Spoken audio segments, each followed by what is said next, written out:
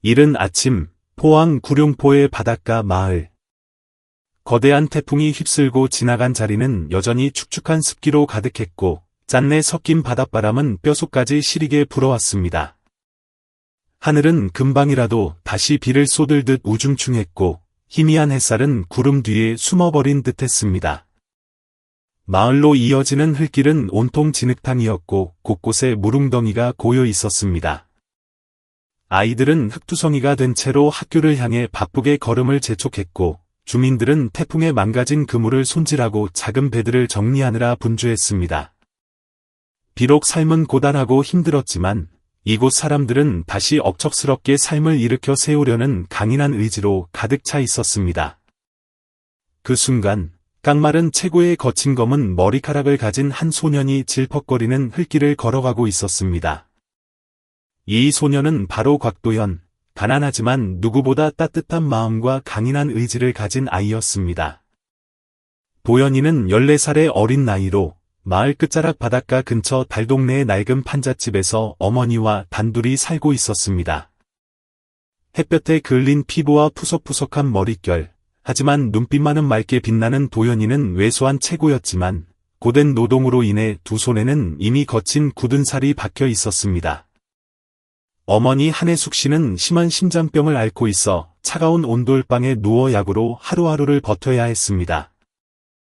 그래서 집안일과 생계는 오로지 어린 도현이의 몫이었습니다. 매일 새벽, 도현이는 눈을 뜨자마자 낡은 포대를 메고 나가 폐지를 줍거나 마을 사람들의 연탄 배달을 돕고 고장난 전자기기를 수리하며 어머니를 도울 돈을 마련했습니다. 힘겨운 생활이었지만 도현이는 결코 불평하지 않았습니다. 아무리 가난해도 어떤 상황에서도 착하게 살아야 한다. 내 착한 마음을 절대 잃지 마라. 는 어머니의 당부를 가슴 깊이 새기고 있었기 때문입니다.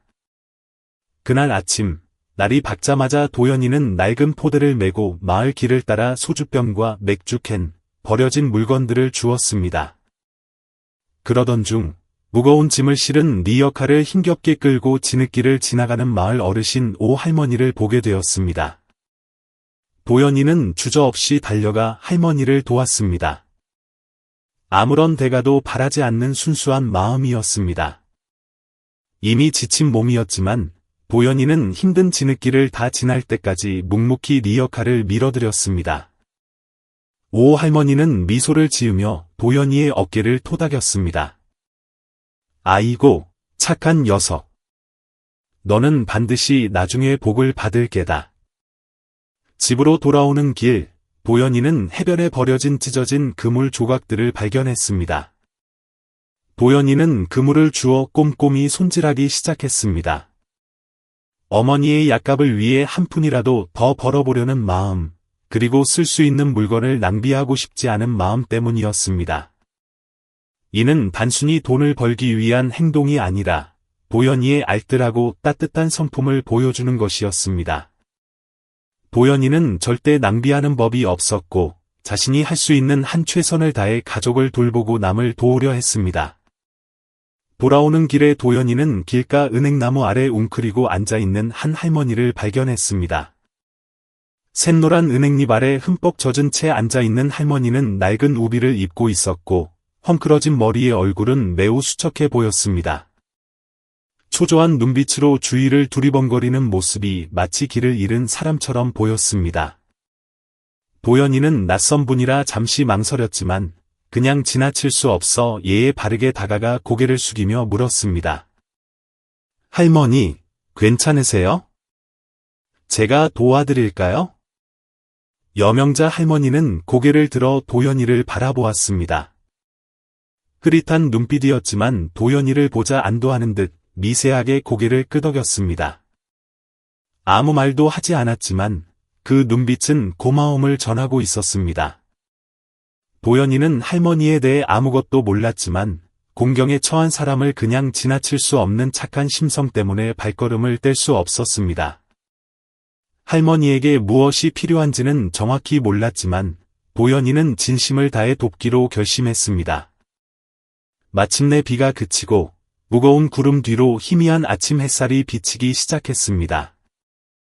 도연이는 비가 그쳐가는 거리에서 큰 나무 아래 웅크린 명자 할머니를 바라보았습니다. 지쳐 보이는 모습, 초점을 잃은 눈빛 속에서 도움을 청하는 절박함이 느껴졌습니다.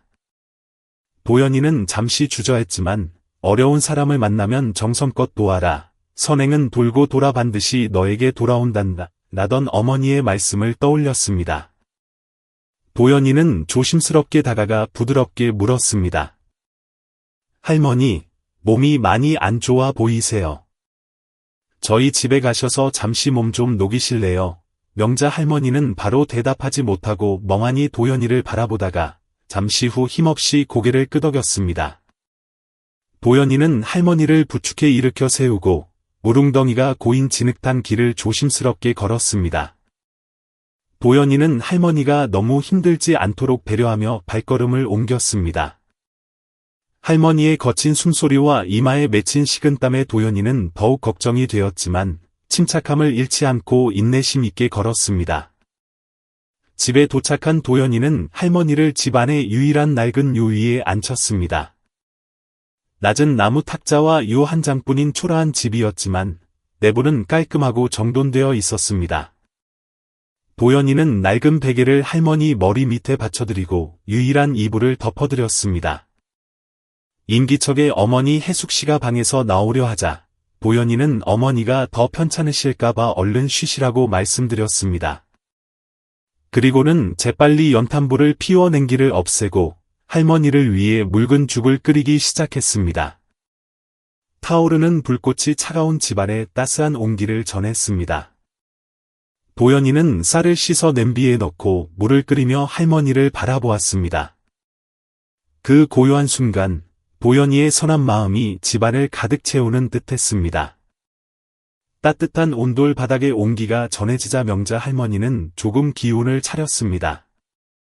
할머니는 고개를 들어 집 안을 둘러보았습니다. 비록 가난하지만 정돈된 집안 풍경에 할머니는 묘한 감동을 받았습니다. 아무것도 묻지 않고 자신을 지극정성으로 돌봐주는 도연이를 보며 할머니가 힘없는 목소리로 물었습니다.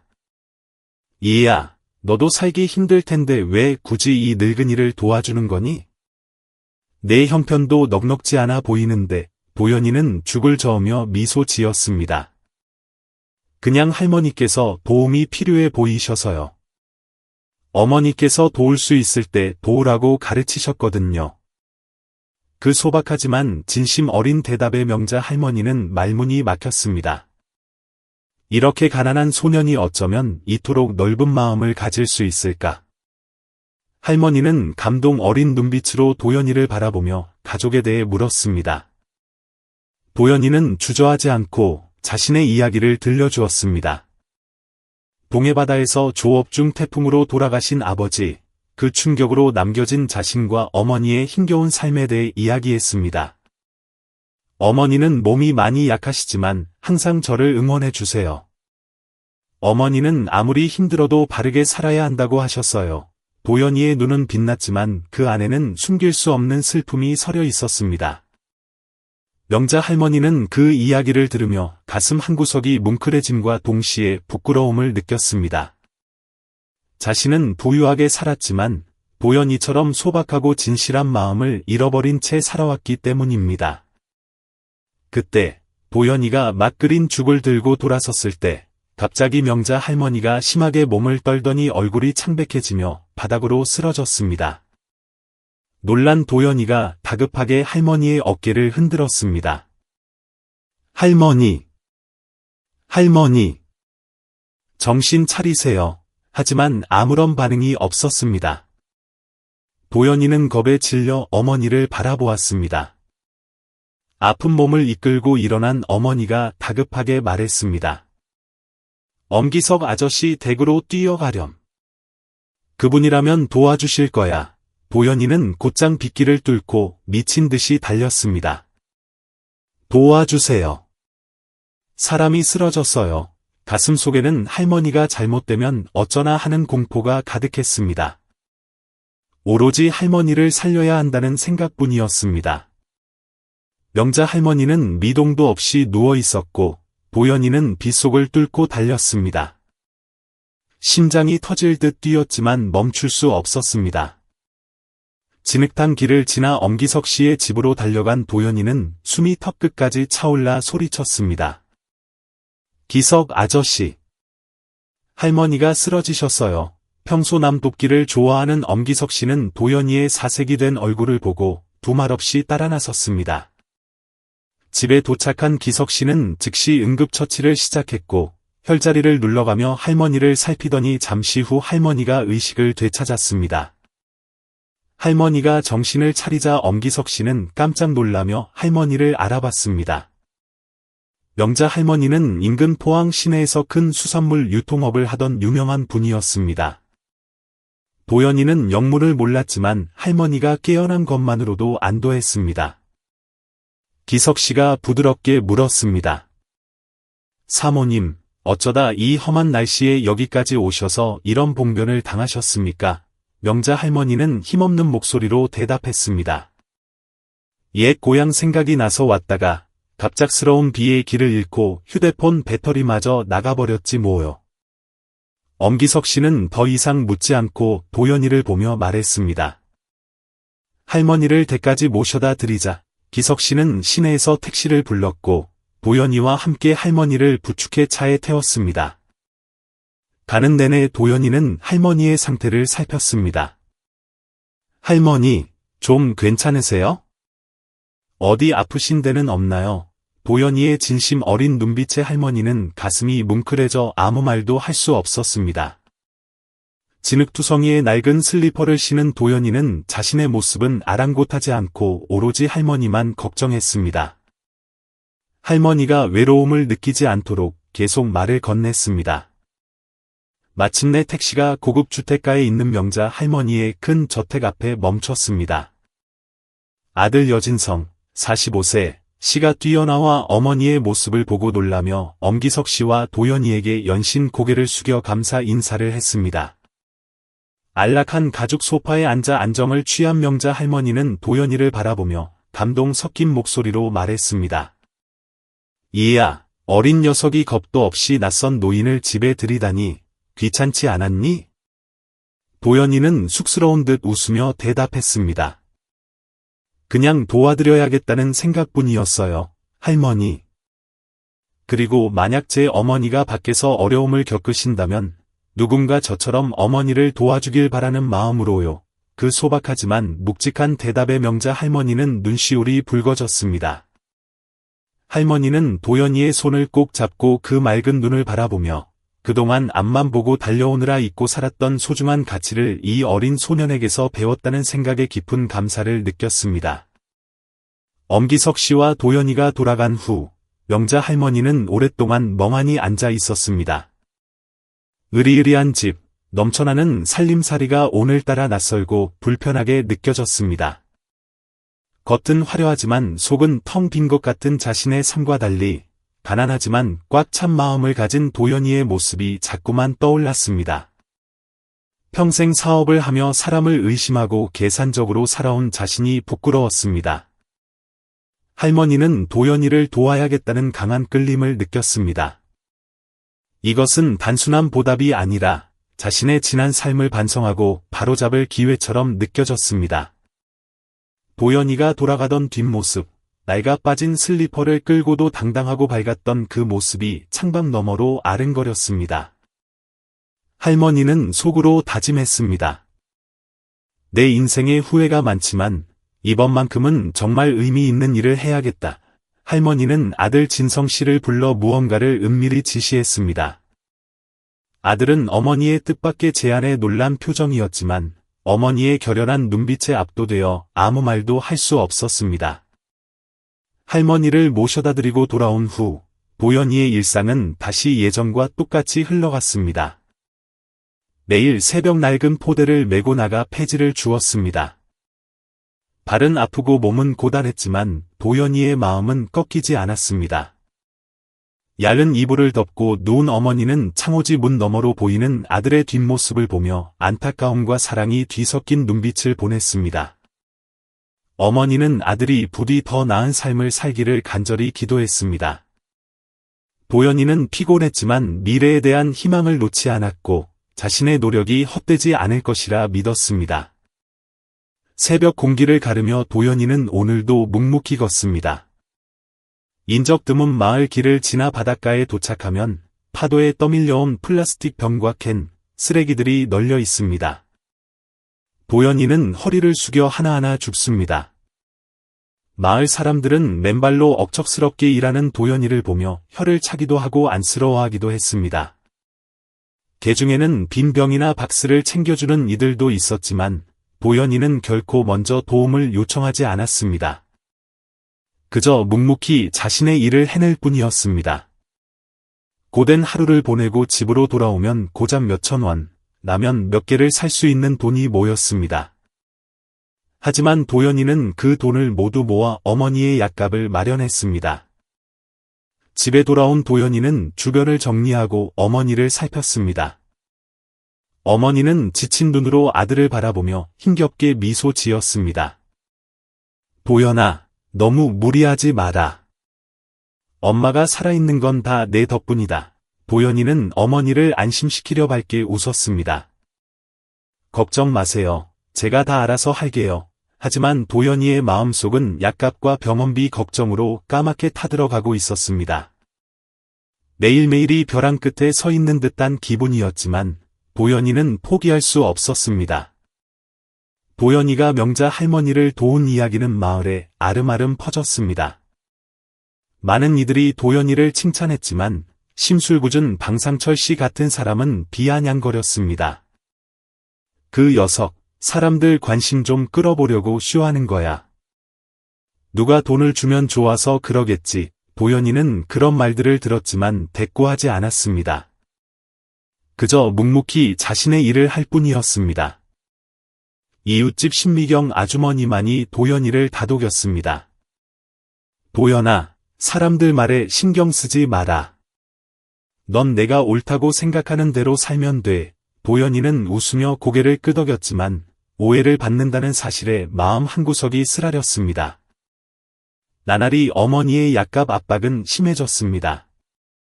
도연이는 끼니를 걸으면서까지 돈을 아꼈습니다. 어느 날 밤, 희미한 등잔불 아래서 낡은 슬리퍼를 꿰매고 있는데 어머니의 기침 소리가 심해지더니 병세가 악화되었습니다. 도연이는 밤새 어머니 곁을 지키며 뜬 눈으로 밤을 지새웠습니다. 어떻게 해야 어머니 약값을 마련할 수 있을까? 절망감이 밀려왔습니다. 다음 날 새벽, 문을 열고 나오던 도연이는 문고리에 걸린 작은 봉지를 발견했습니다.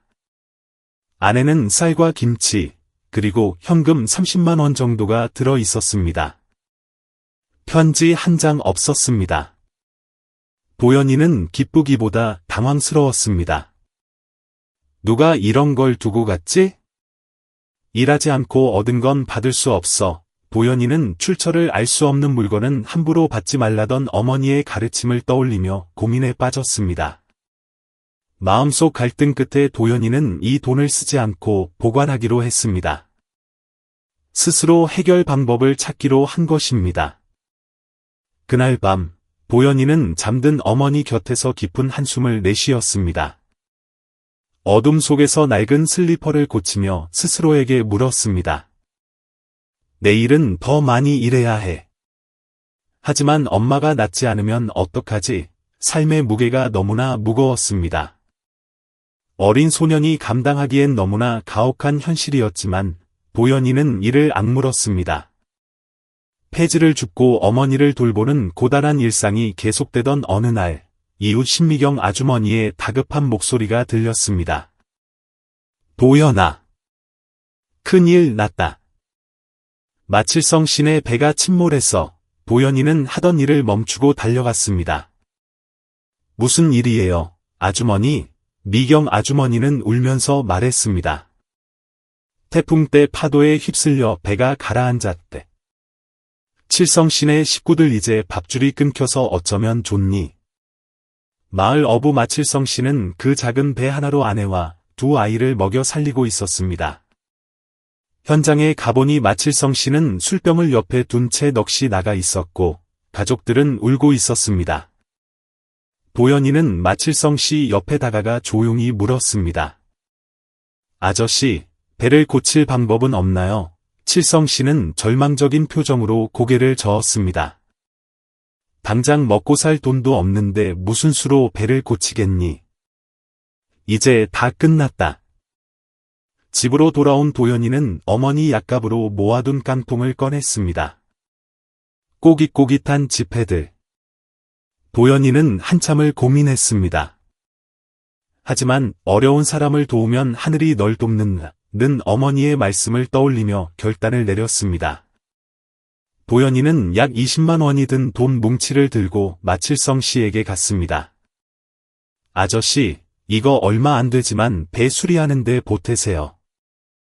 나중에 갚으셔도 돼요. 마칠성 씨는 깜짝 놀라 손사래를 쳤습니다. 도연아, 이건 내 어머니 약값이잖아. 내가 이걸 어떻게 받니? 하지만 도연이는 돈을 쥐어주며 단호하게 말했습니다. 받으세요. 저희 어머니도 이해하실 거예요. 결국 마칠성 씨는 오열하며 도연이의 손을 잡았습니다. 도연이는 비로소 마음이 조금 가벼워지는 것을 느꼈습니다. 돌아오는 길에 신미경 아주머니가 도연이의 어깨를 감싸며 말했습니다.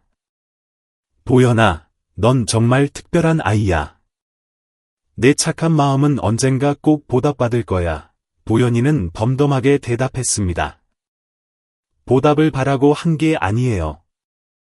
그냥 그래야 할 것 같아서요. 이 사실이 알려지자 마을 사람들은 감동했지만 방상철 씨는 여전히 못마땅해했습니다. 술집에 모여 앉아 떠들었습니다.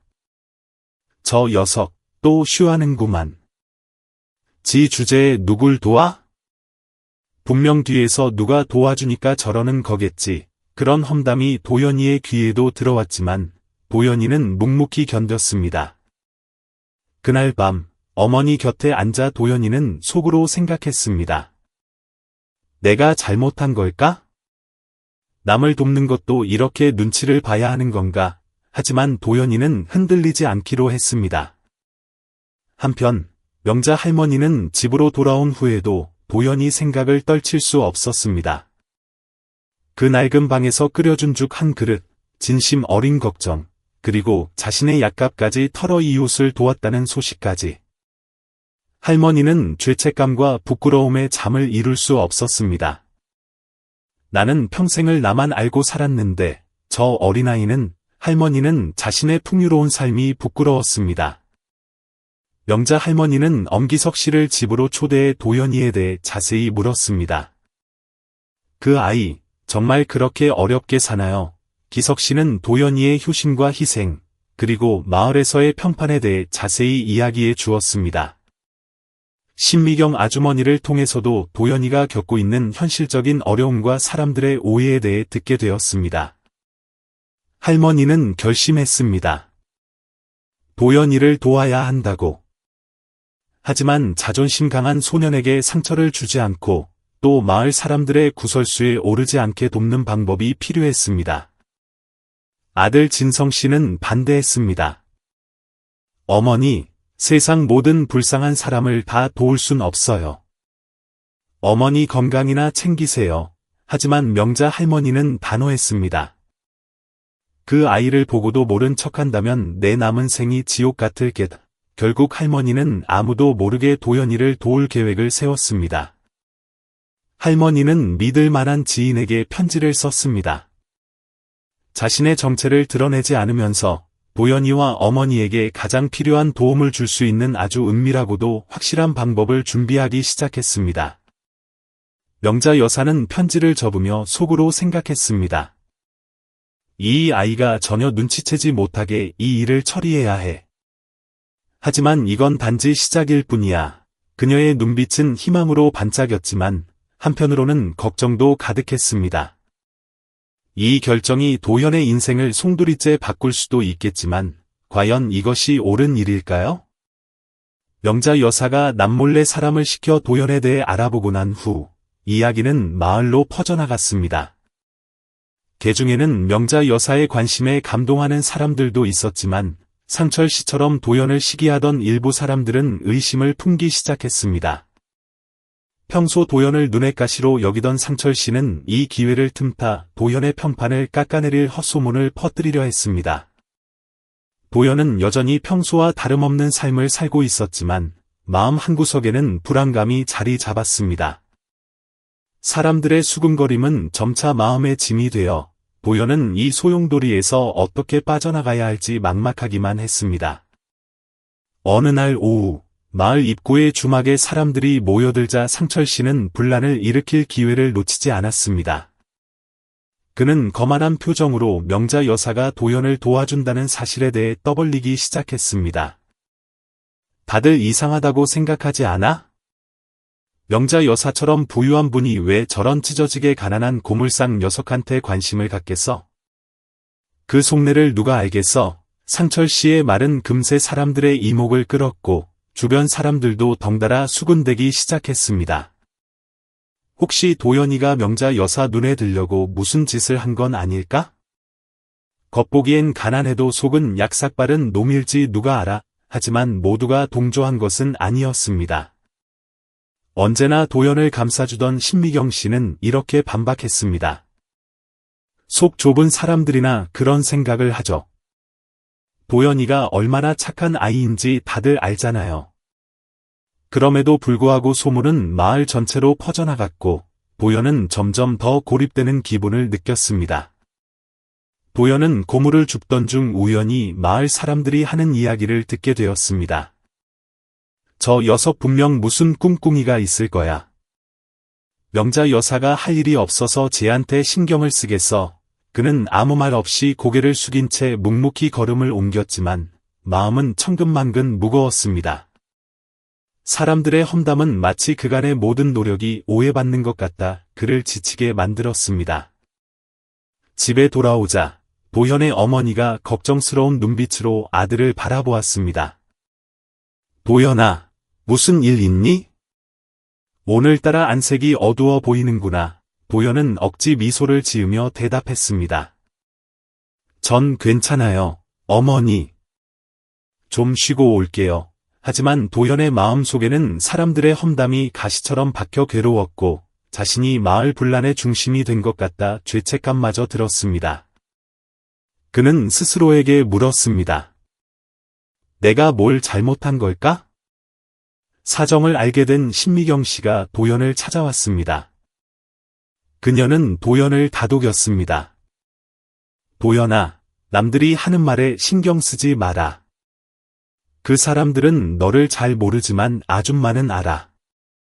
넌 언제나 옳은 일을 하는 착한 아이잖아. 도연은 잠시 침묵하다 입을 열었습니다. 하지만 아줌마, 저 때문에 어머니가 속상해하시는 건 싫어요. 미경 씨는 도연의 어깨를 토닥이며 위로했습니다. 어머니는 분명 너를 자랑스러워하실 거야.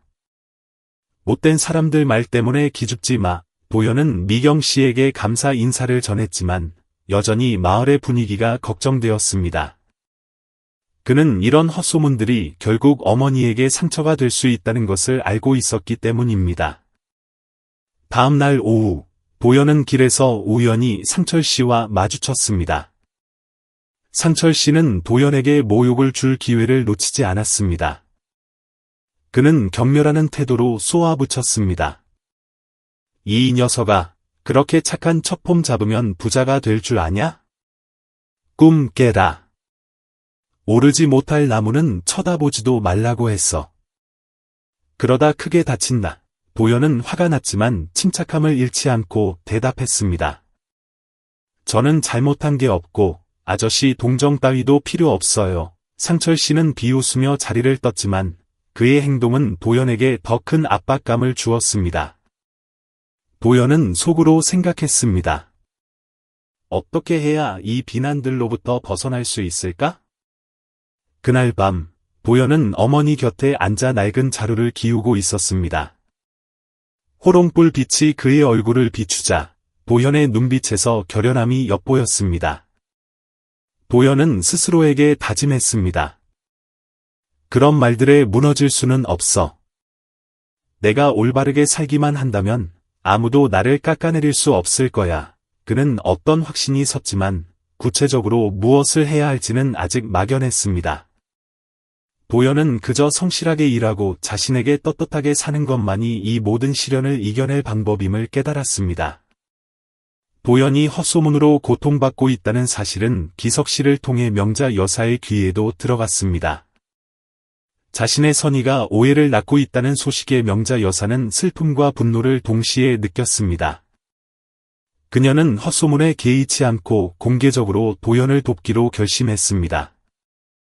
그녀의 마음속에는 도연의 진심이 그를 제대로 알지 못하는 사람들의 옹졸함 때문에 부정되어서는 안 된다는 확신이 있었습니다. 명자 여사는 거실에 앉아 창밖을 바라보며 도연의 모습을 떠올렸습니다. 그 아이를 생각할 때마다 그녀의 결심은 더욱 굳어졌습니다. 어느 날 저녁, 가족 식사가 끝난 후 명자 여사는 자녀들에게 도연을 도울 뜻을 내비쳤습니다. 명자 여사가 조심스럽게 말을 꺼냈습니다. 내 생각엔 도연이를 좀 도와야 할 것 같다. 재정적인 지원이든 뭐든 그 모자를 위해 힘을 보태고 싶구나. 큰아들 진성 씨는 즉시 반대했습니다. 어머니, 우리 집안일도 챙길 게 산더미인데 왜 굳이 시간과 돈을 들여 남을 도우려 하세요? 막내딸도 불만을 표했습니다. 엄마, 벌써 밖에서 말이 많아요. 엄마가 공개적으로 나서면 우리 가족까지 비난의 대상이 될 거예요. 자녀들의 반대에도 명자 여사는 침착하지만 단호한 태도로 설명했습니다. 너희가 만약 이런 상황에 처한 도연이 같은 착한 아이를 본다면 그냥 지나칠 수 있겠니? 남 모른 척할 수가 없구나. 하지만 자녀들은 여전히 어머니가 긁어부스럼을 만든다며 완강한 태도를 보였습니다. 식사가 끝난 뒤 명자 여사는 방으로 돌아왔지만 자녀들의 반대의 마음이 무거웠습니다. 그녀는 홀로 앉아 복잡한 생각에 잠겼습니다. 자녀들이 가문의 명예와 재정을 걱정하는 것도 이해가 갔지만 가슴속에서 우러나오는 측은지심을 외면할 수는 없었습니다. 그녀는 스스로에게 물었습니다. 행동하지 않는다면 내 양심이 편할까? 그리고는 다짐했습니다. 아이들이 이해하지 못하더라도 나는 옳은 일을 해야 해. 긴 밤을 고민한 끝에 명자 여사는 도연을 돕겠다는 뜻을 굽히지 않기로 했습니다. 가족들의 반대에 부딪힐지라도 도연처럼 맑은 영혼을 가진 아이를 외면하고 싶지 않았습니다. 그녀는 속으로 생각했습니다. 진정한 선의는 구구절절 설명할 필요가 없어. 내가 옳은 일을 한다면 알아줄 사람은 자연히 알게 될 거야. 명자 여사는 도연 모자가 좀 더 안정적으로 살 수 있도록 마을 근처의 작은 집을 알아보는 등 구체적인 계획을 세우기 시작했습니다. 그녀는 가정불화를 피하기 위해 자녀들의 동의 없이 은밀하게 일을 진행하기로 했습니다. 그녀는 오랜 친구이자 변호사인 평 변호사를 만나 법적인 문제와 자금 지원에 대한 도움을 요청했습니다. 산전수전을 다 겪어 명자 여사의 깊은 뜻을 이해하는 평 변호사는 흔쾌히 돕기로 했습니다. 명자 여사는 자신이 옳은 일을 하려 할 때 힘이 되어주는 사람들이 있다는 사실에 안도했습니다. 어느 날, 명자 여사가 서류를 정리하며 계획을 준비하던 중 진성 씨가 우연히 이를 보고 따져 물었습니다. 어머니, 또 뭘 하시려는 거예요? 제가 말씀드렸잖아요. 돕는 건 좋지만 정도껏 하셔야죠. 명자 여사는 차분한 목소리로 대답했습니다. 진성아, 내 허락은 필요 없다. 이건 내 결정이고 그 책임도 내가 질 것이다. 진성 씨는 더 이상 말하지 않았지만 여전히 불만 가득한 태도였습니다. 명자 여사는 아들을 보며 한숨을 내쉬었습니다. 반대에도 불구하고 그녀는 자신의 계획을 실행에 옮기기로 굳게 마음먹었습니다. 그날 밤, 명자 여사는 책상 앞에 앉아 평 변호사에게 보낼 편지를 썼습니다. 도연을 돕기 위한 세부적인 당부사항이 적혀 있었습니다.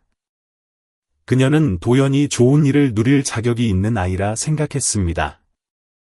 자식들이 이해해주지 않아도 나는 옳은 길을 갈 거야. 명자 여사는 편지를 접으며 곧 보낼 중요한 결정을 되새겼습니다. 그녀는 혼잣말을 했습니다. 이건 단지 시작일 뿐이야. 도연이를 위해서라면 뭐든지 할 거야. 그녀는 결의에 찬 눈빛으로 편지 봉투를 쥐었습니다. 명자 여사가 중개인을 통해 도연의 집으로 현금과 식료품이 담긴 꾸러미를 몰래 보낸 후 도연은 이른 아침 뜻밖의 선물을 받게 되었습니다. 낯선 사람이 문 앞에 짐을 놓고 노크한 뒤 황급히 사라진 것입니다. 도연은 꾸러미를 열어보고 수십만 원의 현금과 쌀, 그리고 어머니를 위한 보약이 들어있는 것을 보고 당황했습니다. 놀라움과 동시에 불안감이 밀려왔습니다. 그는 누가 이 선물을 보냈는지 궁금했습니다. 누가 이걸 보낸 거지?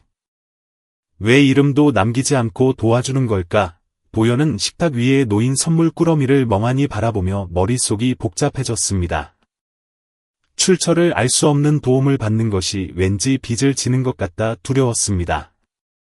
한참을 고민한 끝에 도연은 선물을 받지 않기로 했습니다. 그는 신미경 씨를 찾아가 누가 보낸 것인지 알아봐 달라고 부탁했습니다.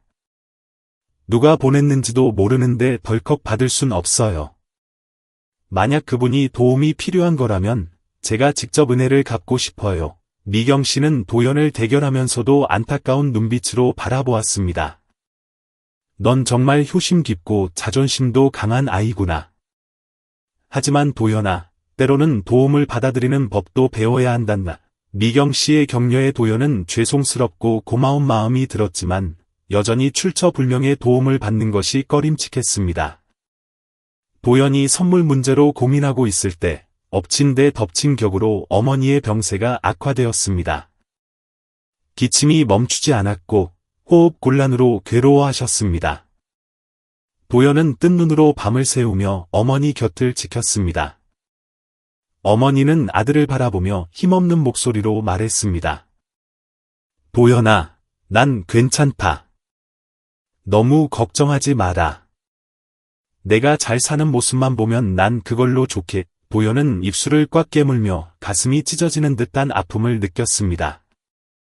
큰 병원에 모시고 갈 돈이 없어 자신을 원망했습니다.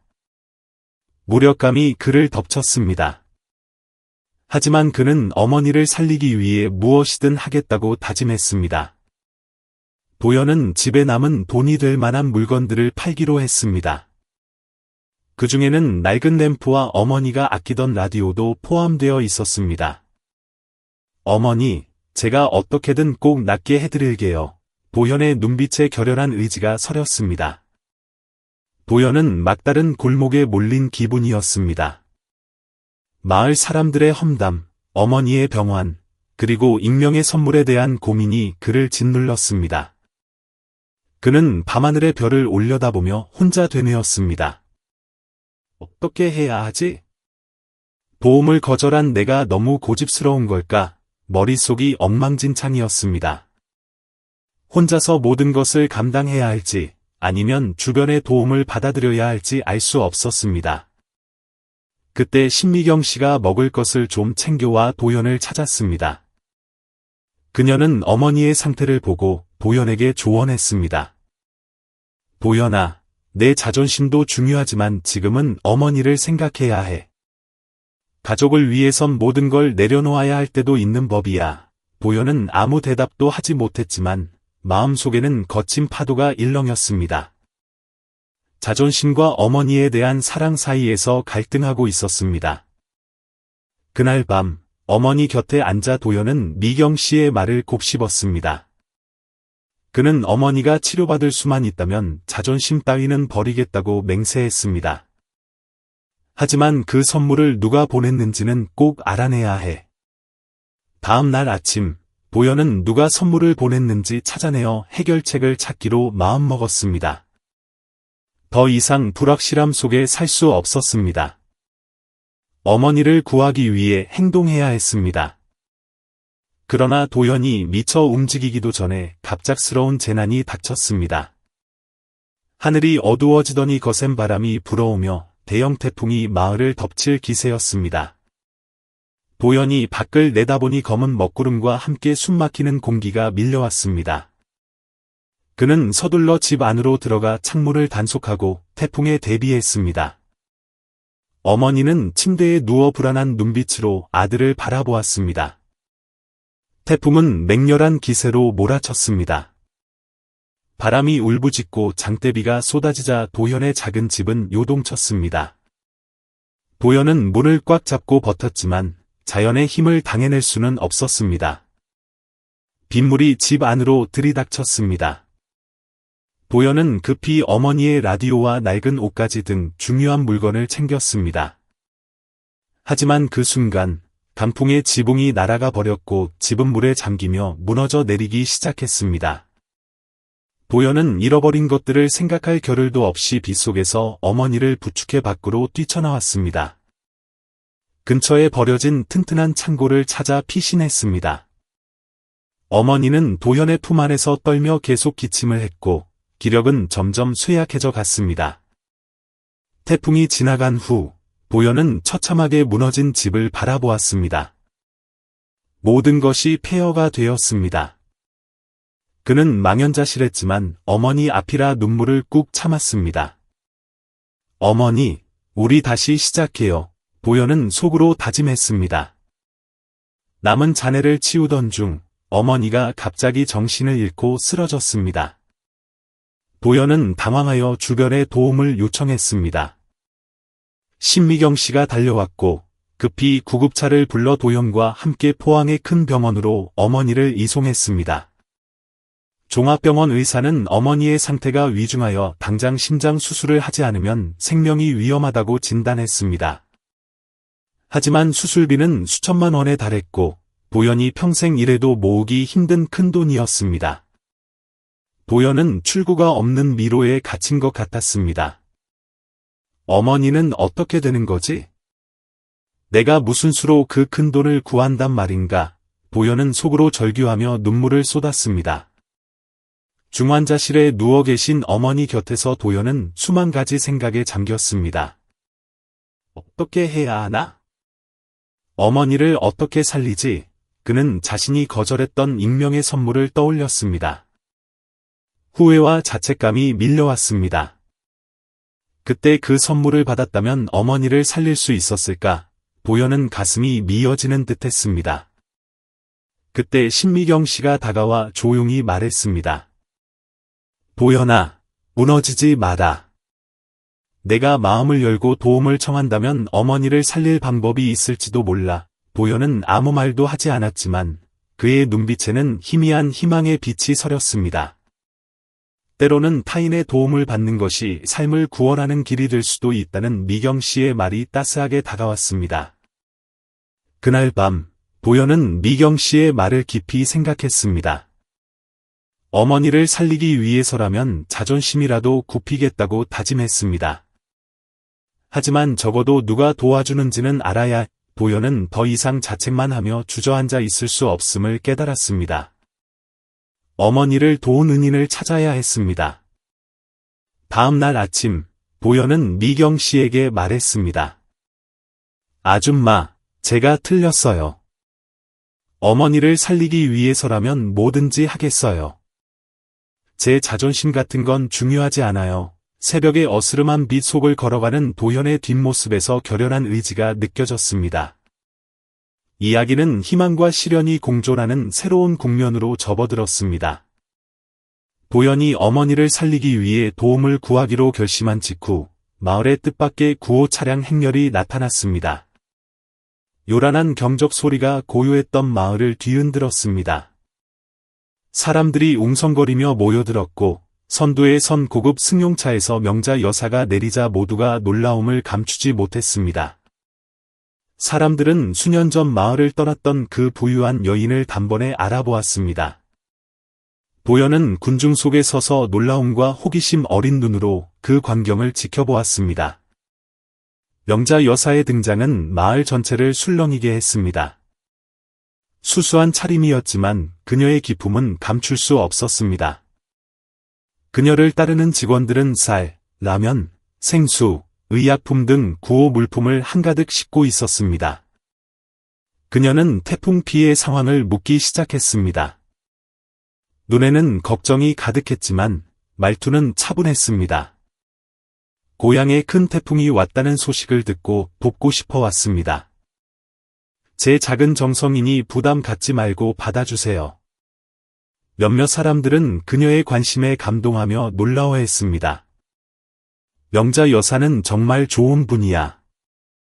타지에 나가서도 고향을 잊지 않으셨어. 하지만 의심의 눈초리도 여전했습니다. 도시에서 부유하게 살면서 왜 굳이 가난한 고향 마을로 돌아와 돕는지 이해할 수 없다는 반응이었습니다. 개중에는 명성을 얻으려고 쇼를 한다고 생각하는 이들도 있었습니다. 군중 속에 서 있는 도연을 발견한 명자 여사가 그에게 다가갔습니다. 도연은 고개를 들었지만 헛소문 때문인지 눈빛에는 슬픔과 불안이 서려 있었습니다. 명자 여사가 부드럽게 말했습니다. 도연아, 이제 걱정하지 말 거라. 내가 내 어머니를 치료하고 집도 다시 지어주마. 도연은 놀라움의 감정이 북받쳤지만 조심스럽게 물었습니다. 명자 여사님, 왜 저에게 이런 호의를 베푸시는 건가요? 저는 누구에게도 짐이 되고 싶지 않습니다. 명자 여사는 인자하게 웃으며 대답했습니다. 너는 짐이 아니란다. 오히려 내가 나에게 진정한 나눔의 의미를 일깨워 주었어. 이건 너뿐만 아니라 마을 전체를 위해 내가 하고 싶어서 하는 일이야. 명자 여사는 도연을 돕겠다는 뜻을 공식적으로 밝혔습니다. 대구에 있는 병원에서 어머니가 수술받으실 수 있도록 비용 전액을 지원하고 두 모자가 살 새 집도 지어드리겠습니다. 또한 그녀는 마을 사람들이 단합하여 이 위기를 극복하자고 독려했습니다. 그녀의 진심 어린 말에 많은 이들이 감동했지만 여전히 의심을 거두지 않는 사람들도 있었습니다. 하지만 명자 여사의 말은 마을 분위기를 바꾸어 놓았습니다. 도연을 비난했던 사람들은 죄책감을 느끼기 시작했습니다. 그들은 도연의 착한 심성이 명자 여사를 움직였고 덕분에 자신들도 혜택을 받고 있음을 깨달았습니다. 항상 도연 편이었던 신미경 씨는 행복해하며 도연에게 말했습니다. 도연아, 넌 이런 복을 받을 자격이 있어.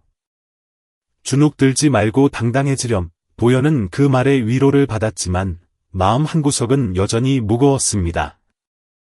그러나 도연을 미워하던 상철 씨는 여전히 시기심과 의심을 버리지 못했습니다. 그는 사람들에게 말했습니다. 너무 믿지들 마. 저 여자가 무슨 꿍꿍이가 있는지 어떻게 알아. 하지만 상철 씨의 말도 명자 여사와 도연을 향한 마을 사람들의 신뢰를 꺾지는 못했습니다. 명자 여사는 말뿐만 아니라 구체적인 행동에 나섰습니다. 구호팀과 회의를 열어 피해 가정을 지원하고 도연의 집을 재건축하는 일을 지시했습니다. 또한 대구에서 유능한 의사를 초빙해 도연 어머니의 수술을 서둘렀습니다.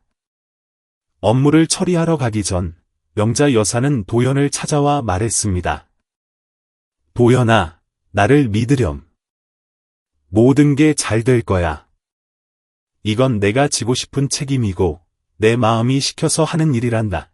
도연은 감사의 마음과 함께 앞으로 펼쳐질 삶에 대한 막연한 두려움을 동시에 느꼈습니다. 그날 밤, 도연은 어머니 곁에 앉아 무너진 집터를 바라보았습니다. 자신과 어머니에게 거대한 변화가 다가오고 있음을 직감했습니다. 고마움, 걱정, 그리고 강한 결심 등 만감이 교차했습니다. 받기만 할 순 없어. 명자 여사님과 마을 사람들의 호의에 보답할 수 있는 사람이 되어야 해.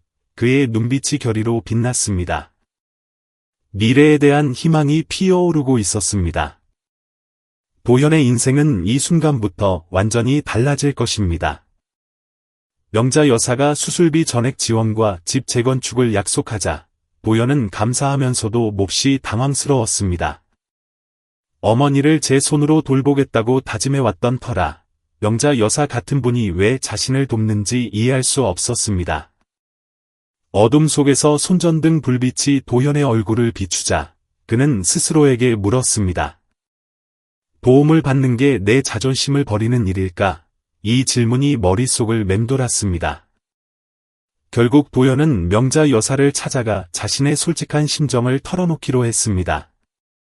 도연은 구호팀과 함께 주민들에게 음식을 나눠주고 있는 명자 여사를 찾아갔습니다. 도연을 본 명자 여사는 평소처럼 따뜻한 미소를 지었습니다. 도연이 왔구나. 여기 좀 앉으렴. 도연은 앉지 않고 꼿꼿이 서서 났지만 단호한 목소리로 말했습니다. 명자 여사님, 호의는 정말 감사하지만 저는 이 도움을 받을 수 없습니다. 제 힘으로 어머니를 모시고 집도 다시 짓고 싶습니다. 명자 여사는 잠시 침묵하며 도연을 바라보다가 부드럽게 물었습니다. 도연아, 너는 자존심이 뭐라고 생각하니? 예상치 못한 질문에 도연이 고개를 숙이고 생각에 잠기자 명자 여사가 진심을 담아 말을 이었습니다. 자존심이란 모든 도움을 거절하는 게 아니란다. 때로는 도움을 받는 것이 내가 더 잘 될 수 있는 기회가 되고 훗날 남을 도울 수 있는 힘이 되기도 해. 너는 혼자가 아니야. 어머니와 너를 아끼는 사람들을 위해서라도 살아야지. 도연은 고개를 숙인 채 갈등했습니다. 명자 여사의 말은 그의 다친 마음을 두드리는 것 같았고 스스로를 되돌아보게 만들었습니다. 집으로 돌아온 도연은 방 한구석에 앉아 뜬 눈으로 밤을 지새웠습니다. 명자 여사의 말이 귓가에 맴돌았습니다. 병상에 누워 계신 어머니와 예전에 자신을 도와주었던 마을 사람들을 떠올렸습니다. 내가 거절하면 어머니는 돌아가실지도 몰라. 만약 도움을 받는다면 명자 여사님과 사람들의 믿음을 저버리지 않도록 해야 무거운 마음으로 앉아 있었지만 마침내 해답을 찾았습니다. 다음 날 아침, 도연은 명자 여사를 찾아갔습니다. 결연한 눈빛으로 임시 사무실에 들어선 도연은 고개를 숙이며 목이 메인 목소리로 말했습니다. 명자 여사님, 도움을 받겠습니다. 하지만 언젠가 저도 이 도움을 다른 사람들에게 돌려주겠다고 약속합니다. 이 말을 들은 명자 여사는 환하게 웃었습니다. 그녀는 도연에게 다가가 어깨에 손을 얹으며 만족스러운 표정으로 말했습니다. 도연아, 이제 어른이 다 되었구나. 도움을 받는 건 부끄러운 게 아니야. 마음을 여는 거지. 너도 알게 될 거야. 선행은 결코 헛되지 않다는 걸. 그녀는 덧붙였습니다. 짐을 나누는 법을 배우렴. 인생에는 고난만 있는 게 아니라 함께 나눌 좋은 일들도 많단다. 명자 여사의 조언에 도연은 마음이 한결 가벼워졌습니다. 그는 돕는다는 것이 단순히 주고받는 행위가 아니라 마음을 나누고 선행을 이어가는 것임을 깨달았습니다. 그날 밤, 도연은 곤히 잠든 어머니 곁에 앉아 깊은 생각에 잠겼습니다. 마음속에서 큰 변화가 일어나는 듯했습니다. 그는 조용히 속삭였습니다. 어머니, 제가 노력할게요. 받은 도움을 저뿐만 아니라 다른 사람들을 위해 쓰는 사람이 될게요. 도연의 눈빛은 결의에 차 있었습니다. 그는 이제 단순히 도움을 받는 것에 그치지 않고 명자 여사가 보여준 나눔의 길을 따라가기로 마음먹었습니다. 새로운 삶의 장이 열리고 있었습니다. 명자 여사의 도움을 받아들이기로 한 후, 도연은 어머니를 간호하고 집을 다시 짓는 일에 온 힘을 쏟았습니다. 명자 여사의 등장과 그녀가 베푼 호의의 깊은 감사를 느끼면서도 한편으로는 빚을 진 것 같아 마음이 복잡했습니다. 하지만 도연은 지치지 않고 일했습니다. 자신의 가족뿐만 아니라 마을 사람들을 돕는 일에도 발벗고 나섰습니다. 도연의 헌신적인 태도와 명자 여사의 지원은 마을에 긍정적인 파장을 일으켰습니다. 헛소문을 믿던 사람들도 자신의 안위보다 남을 먼저 생각하는 도연을 보며 시선이 달라지기 시작했습니다. 태풍에 무너진 이웃 할머니의 울타리를 고쳐주는 도연을 보며 한 아주머니가 말했습니다. 도연 총각은 받기만 하는 게 아니라 나눌 줄도 아네. 정말 우리 마을의 보물이야. 도연은 힘든 내색 한 번 하지 않았습니다. 하루 종일 복구 작업을 돕거나 넘어진 노인을 부축할 때도 그의 입가에는 미소가 떠나지 않았습니다. 땀범벅이 되어도 지칠 줄 몰랐습니다. 어려운 이웃을 돕는 것이 그에게는 앞으로 나아갈 원동력이 되었습니다.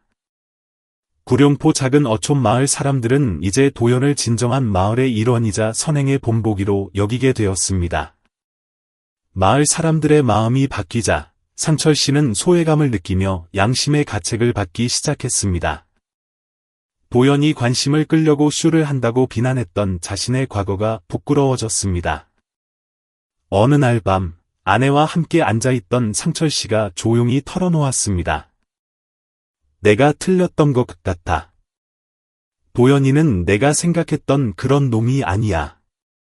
저렇게 열심히 사는 걸 보니 내가 참 옹졸했어. 상철 씨는 자신의 지난 언행과 편협함을 깊이 반성했습니다. 다음 날 아침, 상철 씨는 작은 쌀자루 하나를 들고 도연을 찾아갔습니다. 쑥스러운 표정에는 미안함이 가득 묻어났습니다. 도연아, 아저씨가 미안하다. 내가 너한테 못할 짓을 했어. 이거 얼마 안 되지만 받아주렴. 거절하지 말아다오. 도연은 놀랐지만 이내 환한 미소를 지으며 쌀자루를 받아들었습니다. 도연은 진심을 담아 대답했습니다. 상철 아저씨, 그런 거로 미안해하실 필요 없어요. 저는 그저 우리 마을이 늘 화목하고 서로 돕고 살았으면 하는 마음뿐인걸요. 도연의 이 말에 상철 씨는 마치 가슴을 짓누르던 무거운 바위가 내려간 듯 마음이 한결 가벼워졌습니다. 도연과 명자 할머니의 사연이 전해지면서 마을 사람들은 친절과 단합에 대해 다시 생각하게 되었습니다. 사람들은 음식을 나누고 서로의 집수리를 거들며 형편이 어려운 이웃을 돕기 시작했습니다. 어느 날 열린 마을 회의에서 명자 할머니는 수많은 주민 앞에 서서 이렇게 말했습니다. 우리 마을이 그동안 참 많은 어려움을 겪었지요. 하지만 우리가 똘똘 뭉친다면 그 어떤 시련도 이겨낼 수 있습니다. 도연 군의 따뜻한 마음을 우리 모두의 귀감으로 삼읍시다. 명자 할머니의 말에 주민들은 큰 박수와 호응을 보냈고 마을 분위기는 그 어느 때보다 훈훈해졌습니다. 군중 속에 서 있던 도연은 마을의 변화와 새로운 유대감을 피부로 느낄 수 있었습니다. 명자 할머니는 도연을 따로 불러내어 시내에서 무료로 직업교육을 받을 수 있도록 주선해 주었다고 말했습니다. 도연아, 너는 착한 심성과 강인한 의지를 가졌단다. 하지만 더 많은 사람을 돕기 위해서는 지식과 기술이 필요해. 이건 내가 미래에 더 큰 일을 할 수 있게 해줄 기회가 될 거야. 도연은 그 자리에 서서 깜짝 놀라면서도 희망에 부풀었습니다. 큰 기회라는 것을 직감했지만 과연 자신이 온갖 시련을 딛고 이 새로운 과정을 잘 마칠 수 있을지 걱정도 앞섰습니다. 도연의 눈빛은 반짝였지만 그 속에는 인생의 새로운 전환점을 앞둔 긴장감도 서려 있었습니다. 명자 할머니에게 직업교육의 기회를 얻은 후 도연은 자신의 미래에 대해 깊이 고민했습니다. 그는 주변을 정리하고 새로운 여정을 준비하기로 결심했습니다. 명자 할머니는 도연 어머니의 치료비를 후원해 주셨을 뿐만 아니라 도연에게 자신뿐만 아니라 공동체를 위해 살 수 있는 새로운 길을 열어주신 것입니다. 배움이 자신에게 기회가 될 뿐만 아니라 사회의 보탬이 되는 사람이 되게 해줄 것이라는 할머니의 조언이 도연의 뇌리에 깊이 박혔습니다. 할머니의 도움으로 도연은 시내 직업기술학교에서 공부를 시작했습니다. 그는 앞으로의 일에 도움이 될 것이라 생각하여 전기 수리와 기계 정비 기술을 선택했습니다. 처음에는 친구들보다 늦은 나이에 다시 공부를 시작한다는 사실에 겉도는 기분도 들었습니다. 또래 친구가 없어 쑥스럽기도 했습니다. 하지만 도연은 특유의 뚝심과 성실함으로 수업을 따라가기 시작했습니다. 그가 가장 보람을 느낀 순간은 다른 동기들을 도와줄 때였습니다. 자신이 새롭게 알게 된 지식을 기꺼이 공유하며 모두가 함께 발전할 수 있도록 도왔습니다. 동기들도 도연의 끈기를 알아보았고 그를 인내와 선행의 본보기로 여기게 되었습니다.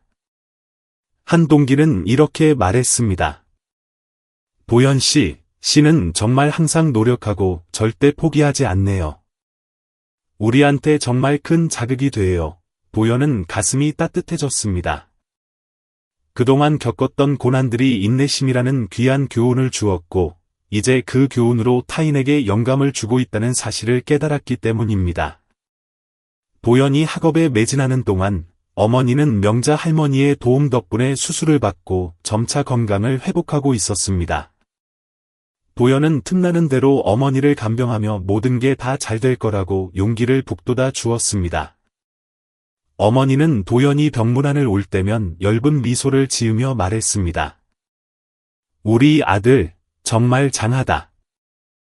엄마는 내가 참 자랑스러워. 도연은 그저 미소만 지었지만 가슴 벅찬 감동을 느꼈습니다. 하루하루 지날수록 모자의 정은 더욱 깊어졌고 도연은 어머니에 대한 책임감을 더욱 무겁게 하지만 기쁘게 받아들였습니다. 마을 사람들도 도연네 가족을 잊지 않았습니다. 어머니의 절친한 친구인 신미경 아주머니는 수시로 찾아와 도움을 주었습니다. 미경 아주머니가 올 때마다 해숙 씨는 마음의 위안을 얻었습니다. 아주머니의 격려는 도연이 걷고 있는 새로운 길에 대한 확신을 더해주었습니다. 도연은 공부와 간병으로 바쁜 와중에도 마을 사람들을 돕는 일을 소홀히 하지 않았습니다. 형편이 어려운 이웃의 고장난 물건을 고쳐주고 어르신들의 집 청소를 도왔으며 마을 아이들의 공부까지 봐주었습니다. 어느 날 도연이 한 할머니 댁의 처마를 고쳐드리고 있을 때 할머니의 어린 손자가 다가와 말했습니다. 도연이 형, 저도 나중에 커서 형처럼 남을 많이 돕는 사람이 되고 싶어요. 도연은 인자하게 웃으며 아이의 머리를 쓰다듬어 주었습니다. 열심히 배우고 노력하면 너도 분명 형처럼 멋진 일을 많이 할 수 있을 거야. 도연의 선행은 날이 갈수록 마을 사람들에게 깊은 인상을 남겼습니다. 어려움을 겪어본 사람들은 도연의 따뜻한 마음을 잊을 수 없었습니다. 덕분에 어촌마을은 예전보다 훨씬 따뜻하고 결속력 있는 곳으로 변해갔습니다. 도연은 어느새 마을에서 선행과 의지의 아이콘이 되었습니다. 어느 날 저녁, 도연이 어머니 곁을 지키고 있을 때 명자 할머니가 찾아오셨습니다. 할머니는 미소를 지으며 말씀하셨습니다. 도연아, 교육 과정은 아주 훌륭하게 마쳤더구나.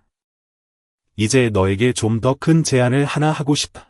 명자 할머니는 도연이 대구 시내에서 진행되는 더 큰 규모의 봉사 프로젝트에 참여할 수 있도록 주선해 놓으셨습니다. 그곳에서 도연은 자신의 기술을 활용해 어려운 이웃들의 집을 수리해주는 일을 하게 될 것이었습니다. 도연은 깜짝 놀라면서도 기대감에 부풀었습니다. 하지만 한편으로는 이 새로운 도전을 잘 감당할 수 있을지 걱정도 되었습니다. 도연의 눈빛은 빛났지만 그 안에는 설렘과 불안이 공존하고 있었습니다. 그는 이것이 자신의 인생을 바꾸고 더 많은 사람을 도울 기회이자 동시에 큰 시험대라는 것을 알고 있었습니다. 도연에게 봉사 프로젝트를 제안한 뒤 집으로 돌아온 명자 할머니는 지난 날을 깊이 되돌아보았습니다. 도연의 이야기는 소년의 인생뿐만 아니라 할머니 자신의 생각과 가치관까지 바꾸어 놓았습니다. 남을 돕는 봉사가 단순히 타인을 위한 일이 아니라 자신에게 더 큰 만족과 기쁨을 가져다 준다는 사실을 깨달은 것입니다. 명자 할머니는 오로지 일에만 매달려 가족과 삶의 소중한 가치들을 뒷전으로 미뤘던 지난 세월을 떠올렸습니다. 모든 것이 성공과 돈을 중심으로 돌아갔던 시절이었습니다. 하지만 가난 속에서도 늘 성실하게 어머니를 돌보는 도연을 보며 할머니는 중요한 깨달음을 얻었습니다. 인생이란 게 나 혼자 잘 먹고 잘 살자고 있는 게 아니지. 도연이가 성장하고 결심을 다지는 걸 보니 나까지 힘을 얻는 것 같아. 어느 날 집 앞 툇마루에 앉아 할머니는 속으로 생각했습니다. 더 좋은 일을 하겠다고 다짐한 할머니는 봉사활동의 규모를 키울 구상을 시작했습니다. 뜻이 있는 지인 사업가에게 전화를 걸어 지역의 어려운 가정들을 돕기 위한 작은 자선 기금을 마련하는 일을 의논했습니다. 큰일이 되겠지만 도움받는 이들은 물론 마음의 평안을 되찾은 자신에게도 평생 남을 가치 있는 일이 될 것임을 확신했기 때문입니다. 하지만 명자 할머니의 자선 활동에 가족들이 모두 찬성한 것은 아니었습니다. 아들 진성 씨는 어머니가 도연에게 쏟는 정성을 여전히 탐탁지 않아 했습니다. 어느 날 저녁, 아들은 작정하고 물었습니다. 어머니, 도대체 왜 그 친구한테 그렇게까지 공을 들이시는 겁니까? 우리도 챙겨야 할 일이 많잖아요. 명자 할머니는 아들이 가족을 걱정해서 하는 말임을 알았지만 자신의 신념을 굽힐 수는 없었습니다. 할머니는 아들을 앉혀두고 눈을 맞추며 말했습니다. 나는 평생 우리 가족만 바라보고 살았다. 하지만 살다 보니 인생에는 그보다 더 의미 있는 일들이 있더구나. 남을 돕는다고 해서 우리가 잃는 건 없다. 오히려 엄마는 지금이 더 행복하단다. 어머니의 진심 어린 말에 자녀들도 당장은 아니지만 서서히 마음을 열기 시작했습니다. 며칠 뒤 딸이 먼저 다가와 마을의 어려운 이웃들에게 나눠줄 선물을 포장하는 것을 도왔습니다. 자녀들도 어머니의 행동이 지역 사회뿐만 아니라 가족 간의 정을 더 돈독하게 만든다는 것을 점차 깨닫게 되었습니다. 명자 할머니의 변화는 가족을 넘어 마을 전체에 영향을 미쳤습니다. 주민들은 할머니의 선행에 감동했을 뿐만 아니라 그녀를 나눔과 자비의 표본으로 삼았습니다. 주민들은 삼삼오오 모여 이야기했습니다. 명자 할머니 덕분에 우리 마을이 확 달라졌어. 우리도 좀 더 의미 있게 살아봐야지 않겠나. 명자 할머니는 진심 어린 마음으로 마을의 단합과 나눔의 상징이 되었습니다. 할머니와 도연의 이야기는 입에서 입으로 전해지며 아무리 삶이 고달파도 서로 돕는 것이 가장 중요하다는 사실을 일깨워 주었습니다. 명자 할머니는 더 많은 가정을 돕기 위한 자원을 모으기 위해 대규모 모금 행사를 열겠다고 발표했습니다. 마을 사람들은 너 나 할 것 없이 준비에 동참했고 마을에는 전례 없는 단합된 분위기가 형성되었습니다. 행사 전날 저녁, 명자 할머니는 도연을 찾아가 다가올 행사에서 도연이 맡을 역할에 대해 의논했습니다. 도연아, 이번 행사의 주인공은 바로 너란다. 내 이야기를 들려주며 사람들에게 희망과 영감을 주렴. 도연은 놀랐지만 가슴이 뛰었습니다. 수많은 사람들 앞에 서야 한다는 사실에 긴장도 되었지만 그의 눈은 희망으로 빛나고 있었습니다. 그는 이것이 자신의 삶을 변화시키고 더 많은 사람을 도울 기회라는 것을 알기에 용기를 내기로 했습니다. 드디어 명자 할머니가 기획한 마을 공동체 모임 날이 밝았습니다. 도연은 사람들에게 영감을 주는 대표자로 초청받았습니다. 명자 할머니와 도연 모두 이 행사가 단순한 모임이 아니라 나눔과 자비에 대한 사람들의 인식을 바꾸는 중요한 전환점이 될 것임을 알고 있었습니다. 도연의 참석은 감사의 표시를 넘어 자신의 이야기를 통해 타인에게 동기를 부여하는 소중한 시간이었습니다. 행사 당일 아침, 마을은 일찍부터 분주했습니다. 사람들은 함께 마을 회관 앞마당을 쓸고 테이블과 의자를 나르고 작은 무대를 설치했습니다. 소박한 모임이었지만 정성만큼은 대단했습니다. 명자 할머니와 가족들은 마을에서 가장 형편이 어려운 분들을 위한 선물 꾸러미를 준비했습니다. 쌀과 식료품, 그리고 생활 필수품들이 가득 담겨 있었습니다. 도연은 짐을 나르고 선물을 정리하며 쉴 새 없이 사람들을 도왔습니다. 그런 도연의 모습을 보며 사람들은 감탄했고, 이제 도연은 도움을 받는 대상이 아니라 당당한 공동체의 일원으로 인정받았습니다. 늘 곁에서 도연을 응원해주던 신미경 아주머니가 말했습니다. 도연아, 오늘 너는 도움받는 사람이 아니라 우리 마을 전체에 희망을 주는 사람이야. 행사가 시작되자 분위기는 엄숙해졌습니다. 명자 할머니가 무대에 올라 도연을 만난 후 자신의 삶이 어떻게 변했는지 이야기했습니다. 전에는 인생이 내가 가진 것들을 지키는 게 전부라고 생각했습니다. 하지만 도연 군을 통해 깨달았습니다. 진정한 재산은 바로 따뜻한 마음과 나눔이라는 것을요. 이어 도연의 차례가 되었습니다. 조금 떨리는 모습이었지만 그는 용기 내어 무대 중앙에 섰습니다. 도연은 자신과 어머니가 겪었던 고난, 그리고 명자 할머니와 이웃들이 베풀어준 따뜻한 손길이 어떻게 자신의 인생을 구원했는지 담담히 이야기했습니다. 도연은 진심을 담은 한마디로 연설을 마쳤습니다. 부자가 아니어도 누군가를 도울 수 있습니다. 때로는 적절한 순간에 내민 손길 하나가 누군가의 인생을 송두리째 바꿀 수도 있으니까요. 행사의 마지막 순서로 명자 할머니와 도연은 가장 어려운 이웃들에게 준비한 선물을 전달했습니다. 작지만 정성이 담긴 이 선물은 단순한 물건이 아니라 공동체의 사랑과 나눔의 상징이었습니다. 행사가 끝난 후 마을의 단결력과 봉사 정신은 뜨겁게 타올랐습니다. 주민들은 위급할 때만 돕는 것이 아니라 장기적인 봉사 활동을 계획하기 시작했습니다. 마을 청년들은 봉사 동아리를 만들어 약자들을 돕고 지역 활동을 지원하기로 맹세했습니다. 한때 도연을 시기했던 상철 씨는 이제 도연의 든든한 친구가 되었습니다. 그는 수시로 도연네를 찾아 힘쓰는 일을 돕고 인생 선배로서의 조언도 아끼지 않았습니다. 비난과 험담이 오가던 마을은 이제 존경과 사랑이 넘치는 곳으로 완전히 탈바꿈했습니다. 모든 일정이 끝나고 명자 할머니는 도연을 따로 불렀습니다.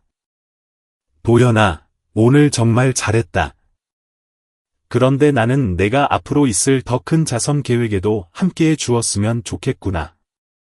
너는 이제 도움을 받는 사람이 아니라 우리 모두에게 영감을 주는 사람이니까. 도연은 놀라우면서도 걱정이 앞섰습니다.